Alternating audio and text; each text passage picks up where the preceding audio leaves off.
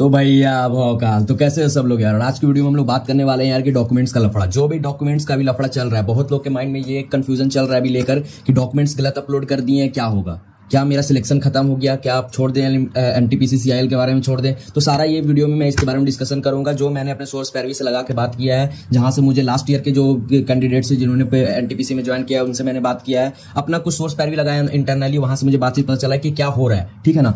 तो इस तरह का वीडियो तुमको कोई भी चैनल नहीं बताएगा, ठीक है ना। कोई भी चैनल तुमको इस तरह का जानकारी नहीं देगा बाबू, इसलिए चैनल को सब्सक्राइब कर देना। नहीं करना है वो तुम्हारा लॉस है, मेरा घंटा फर्क नहीं पड़ता। ठीक है। तो तुमको इन्फॉर्मेशन चाहिए तो मेरे चैनल और टेलीग्राम को ज्वाइन कर सकते हो, टेलीग्राम का डिस्क्रिप्शन दे दिए। नहीं करना है मत करो, हमको घंटा फर्क नहीं पड़ता। मेरा काम है बताना, क्योंकि हमको कैंडिडेट का थॉट से पता है कि फर्क पड़ता है और वो लोग क्या सोच रहे हैं माइंड में, हमको पता है। देखो, तो अभी जो इस वीडियो में हम बात करेंगे वो डॉक्यूमेंट्स जो गलत अपलोड करने पे क्या होगा। ठीक है ना। बहुत लोग का हो रहा है कि यार कि ओबीसी का सर्टिफिकेट के बारे में बहुत लोग सोच रहे हैं। ठीक है ना। ओबीसी का सर्टिफिकेट जो अपलोड कर दिया है गलत, ठीक है ना, क्या करेगा, एनटीपीसी क्या कर रहा है। ठीक है ना। तो सिंपली ये बात समझो यार कि लास्ट ईयर का जब बात करते हैं, लास्ट ईयर क्या हुआ था। लास्ट ईयर जो कैंडिडेट गलत अपलोड किया था ना, सॉरी यार, तो लास्ट ईयर जो भी कैंडिडेट अपना गलत अपलोड किया था उसको टाइम मिला था। समझ रहे हो ना हम क्या बोल रहे हैं। टाइम मिला था डॉक्यूमेंट्स को अपलोड करने के लिए, डॉक्यूमेंट्स को अपलोड करने के लिए टाइम दिया गया था, जहां पे काफी लोगों ने अपना करेक्ट करके अपलोड किया था दोबारा HR से बात करके, और उनका सिलेक्शन हो गया था। ये बहुत बड़ी बात है, सिलेक्शन उनका हो गया था। समझो बात को, सिलेक्शन हो गया था। पर इस साल बहुत सारे लोग ये कह रहे हैं, कमेंट सेक्शन में मैं पढ़ रहा था तो वहां देख रहे थे, या और भी जो ग्रुप्स वगैरह में पढ़ रहा था तो उसमें बोल रहे थे कि यहाँ पर रिजेक्ट हो जा रहा है, इस साल रिजेक्ट कर दे रहे हैं, रिजेक्ट कर दिया जा रहा है। पर ऐसा बात नहीं है। मैंने बहुत सारा कमेंट पढ़ा और अपने जो इंटरनली जो भी सोर्सेस है यार उनसे मैंने पता किया है कि इस बार भी टाइम दिया जा रहा है, रिजेक्ट नहीं कर रहे हैं वो डायरेक्ट। समझ रहे हो ना बात को मैं क्या कह रहा हूँ। वो डायरेक्टली रिजेक्ट नहीं कर रहे हैं तुम्हारे फॉर्म को। तुम लोग भड़वा चौथ सिर्फ डायरेक्टली इतना डर रहे हो, डरने का कोई बात ही नहीं है यार। डर किस बात का है तुम लोग के अंदर, हाँ, डर किस बात का है। नहीं होगा। पर ये समझो कि टाइम दिया जा रहा है, इस बार जो है जो टाइम दिया जा रहा है तुम्हें भरने का, समझ रहे हो ना। तो अगर देखो पास डेट में, जैसे बहुत लोग अभी ओबीसी का क्या प्रॉब्लम चल रहा है कि पास डेट के जैसे कि उसमें मांगा था 2024 से 25 के बीच में, और बहुत सारे बच्चे क्या किए थे कि पीछे का भर दिए थे, या उनके पास था ही नहीं तो गलत भर दिए थे। हो सकता है कि 2022 से 23-24 का फाइनेंशियल ईयर का भर दिया हो। समझ रहे हो ना। तो वो चीज है। तो इसमें दिक्कत मतलब तुमको टाइम मिलेगा भरने का। अगर तुम्हारा रैंक सिलेक्शन के थी में आ रहा है, ठीक है ना, तुम एलिजिबल हो तो तुमको आएगा। तो अगर तुमने डॉक्यूमेंट्स अपलोड सही से नहीं किया तो तुम्हें टाइम मिलेगा, कंफर्म मिलेगा। तो तुम क्या कर सकते हो कि अगर सपोज दैट, अभी देखो एक बात और मैं बता रहा हूं, जो भी लड़का या जो भी कैंडिडेट, जो भी लौंडे के पास 2024 या 25 का नहीं है तुम्हारा फाइनेंशियल ईयर का ओबीसी सर्टिफिकेट या कोई भी सर्टिफिकेट नहीं है, तो करेंटली अभी 2025 और 26 का बना लो। 2025 और 26 का एकदम बना के रखो, क्योंकि यार देखो क्या होगा कि एटलीस्ट तुम्हारे पास करेंटली एक प्रूफ तो होगा ना कि हाँ तुम्हारे पास है। समझ रहे हो ना मैं क्या कहना चाह रहा हूं। कि पता चला कि तुम अभी करेंटली का भी नहीं बना के रखे हो तो फंस जाओगे। अगर सपोज दैट कि उस टाइम अगर तुम्हारा गलत से अपलोड हो गया, तुम्हारे पास 2024-25 का है, तो वेल एंड गुड है भाई, तब तो कोई दिक्कत होने वाला नहीं है, क्योंकि तुमको अपलोड करने का तो आएगा ही।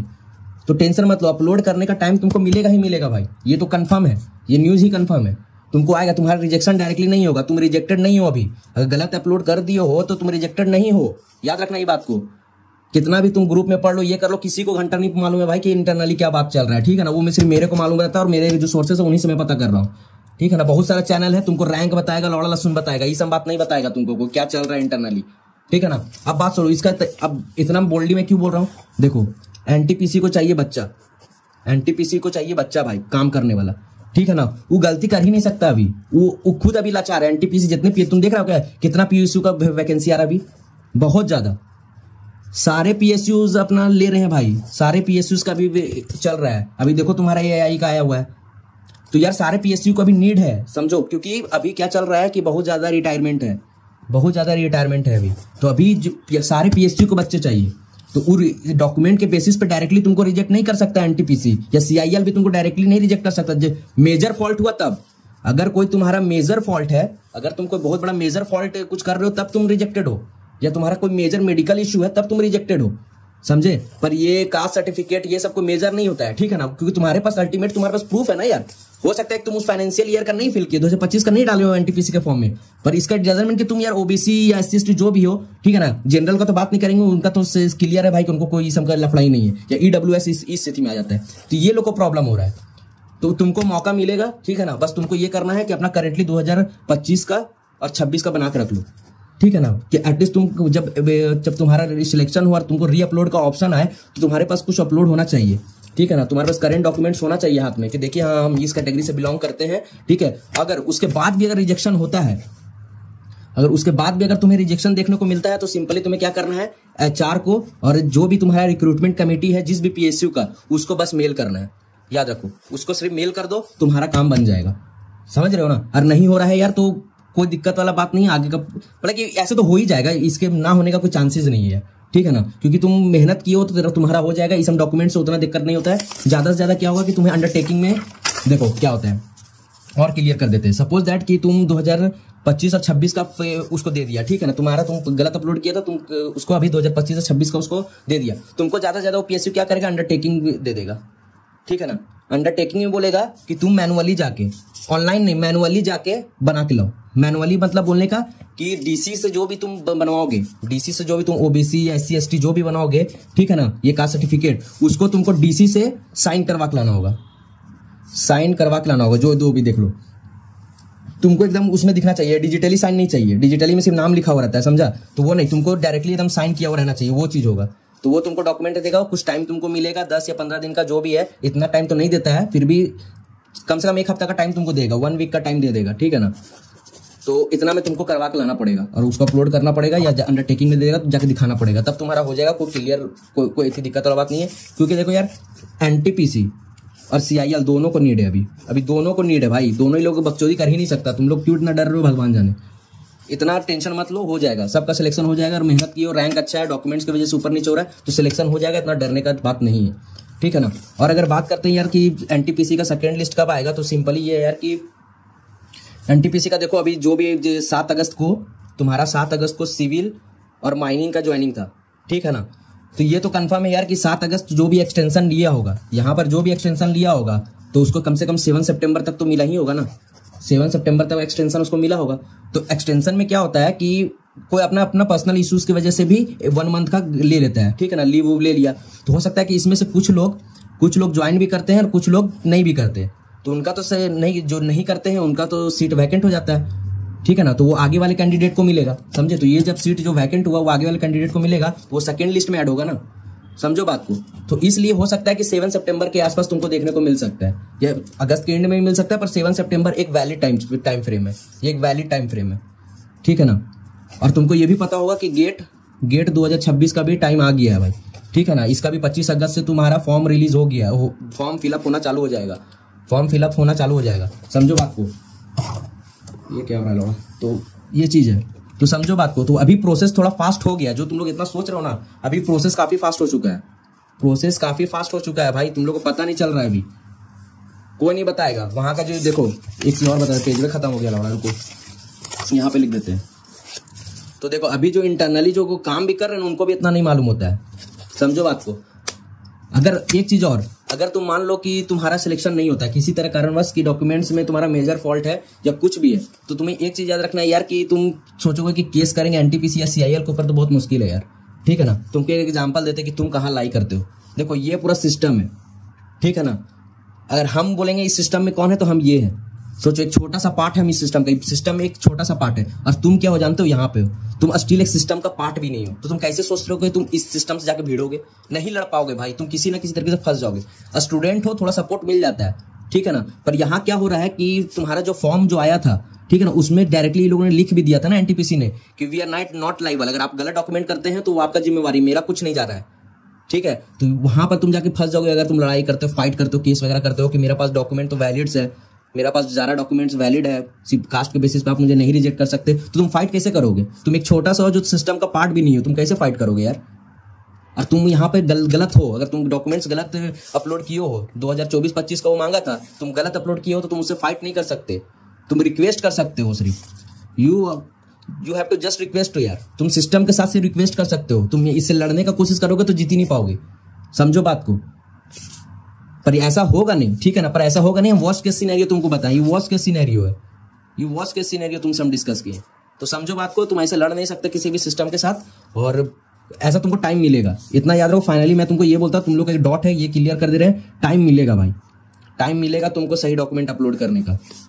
और ये भी एक क्वेश्चन था कि बैक डेट में बनता है कि नहीं बनता है।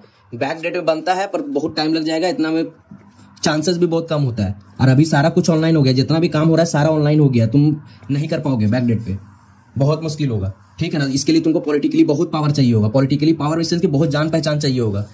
बाप के पास पावर होना चाहिए तुम्हारा, क्या तुम्हारे पास कोई पावर नहीं होगी, तुम तो खुद स्टूडेंट हो, तो तुम्हारे पास पॉलिटिकली जान पहचान होगा, तभी तुम इसको बैक डेट में, जैसे 2024-25 का जो भी तुम बैक डेट में कोई भी डॉक्यूमेंट बनाना चाहते हो तभी पॉसिबल हो पाएगा। अगर तुम एक नॉर्मल सा स्टूडेंट हो, पढ़ाई करते हो तो भूल जाओ, नहीं होगा भाई फिर, समझे। बस यही रखो कि तुमको टाइम मिलेगा, सबको मौका मिलेगा, ठीक है ना। जिसका भी रैंक के अंदर आएगा उसको मौका मिलेगा भाई, ठीक है ना। बस तुम अपना करेंटली जो डॉक्यूमेंट्स है उसको रेडी रखो, करेंटली फाइनेंशियल ईयर का, जैसे कि 2025-26 का ओबीसी या SC/ST सर्टिफिकेट तुम्हारा होना चाहिए तुम्हारे पास, दिक्कत नहीं होगा। कोई भी स्टेट से हो, डजेंट मैटर, कोई भी स्टेट से हो, तुमको ये रेडी रखना है, क्योंकि तुम बाद में अंडरटेकिंग में कम से कम जा सकते हो। अंडरटेकिंग में जाओगे तो वो बोलेगा कि DC से जाके पेपर में साइन करवा के लाओ, DC से एकदम डायरेक्टली बनवा के लाओ, लाइव उस पर साइन करने बोलेगा वो, समझा। DC का वहां पर साइन रहेगा पूरा, तब वहां पर तुम्हारा अंडरटेकिंग में निकल जाएगा, समझा। तो ये चीज़ें ज़्यादा टेंशन मत लो, सबको हो जाएगा सिलेक्शन, एकदम दिमाग में ज़्यादा मत लगाओ तुम लोग, ठीक है। आराम से वेट करो, सेकंड लिस्ट भी जल्दी ही आ जाएगा, CIL का भी जल्दी ही आ जाएगा, क्योंकि CIL का हर साल का है। और नोटिफिकेशन की 2026 से सिलेक्शन लेगा कि नहीं लेगा तो ये तुमको 25 अगस्त में पता चल जाएगा। 25 अगस्त को नोटिफिकेशन रिलीज कर देगा CIL, हर साल का इसका है कि जिस दिन गेट का फॉर्म फिलअप स्टार्ट होता है उससे एक दिन या उसी दिन CIL अपना रिलीज कर देता है कि वो 2026 से रिक्रूट करेगा कि नहीं करेगा, वो पता चल जाएगा तुमको 25 अगस्त, मतलब कि इस तरह से लेकर चलो 23 से 25 अगस्त के बीच में तुमको नोटिफिकेशन देखने को मिल जाएगा, समझे। और NTPC का आइडियली तुम ये समझ सकते हो कि 7 सितंबर यार, 7 सितंबर से 10 सितंबर, क्योंकि देखो 7 सितंबर को तो 7 अगस्त को तो तुम्हारा माइनिंग और सिविल का यार बुलाया था, तो वहां पर लोग को एक्सटेंशन दिया होगा, ज्वाइन करने के लिए बुलाया था, तो वहाँ एक्सटेंशन दिया, तो एक्सटेंशन 1 मंथ का होता है, और 1 मंथ का होता है तो वो तो खींचेगा आगे, तो सितंबर यानी कि 10 सितंबर तक का ले सकते हो तुम लोग। 10 सितंबर तक सेकंड लिस्ट देखने को मिल जाएगा, एकदम फैक्ट बातें हैं, कोई बकचोदी नहीं है, ठीक है ना, पूरा फैक्ट बातें। सो अगर तुम लोग को माइंड में ये डाउट है कि क्या रिजेक्ट हो गया, गलत डॉक्यूमेंट अपलोड करने से रिजेक्ट, तो नहीं रिजेक्ट हुए हो, नहीं रिजेक्ट हुए हो। आराम से पेशेंसली काम करो और सारा डॉक्यूमेंट को करंट फाइनेंशियल ईयर का बना के रखो, समझा। रंडी रोना कम करो, थोड़ा रंडी रोना कम करो, ठीक है। अगर किसी कारणवश अगर रिजेक्ट भी हो रहे हैं तो 2026 का तैयारी करो, और ऐसा नहीं है कि सीट नहीं आएगा, सीट बहुत है, सीट बहुत है बाबू। अभी जितना तुम्हारा रिटायरमेंट है PSUs में उसके हिसाब से सीट बहुत है, इसलिए टेंशन मत लो और पढ़ाई करते रहो, पढ़ाई मत छोड़ना, समझे। क्योंकि जब सिलेक्शन हो जाएगा तो अच्छी बात है, नहीं हुआ तो एटलीस्ट तुम 2026 के लिए खुद को रेडी रखो, समझे। तो बस आज के वीडियो में इतना ही रखते, सारा कुछ मैंने बता दिया है, तो और मिलते हैं नेक्स्ट वीडियो में। और लाइक कर देना यार वीडियो, ठीक है ना। आज का वीडियो थोड़ा सा तुम्हारा सीरियस टॉपिक पे था, इसलिए हम ज़्यादा बकचोदी नहीं कर रहे हैं, ठीक है। सो सारा कुछ तुम लोग देख लो, सारा कुछ मैंने बता दिया है, और कुछ डाउट होगा तो कमेंट सेक्शन में बता देना, और टेलीग्राम चैनल को ज्वाइन कर लो जो भी नहीं किया, नहीं तो लौड़ा आप हमेशा पीछे रहोगे, ठीक है। तो मिलते हैं नेक्स्ट वीडियो में, चलो।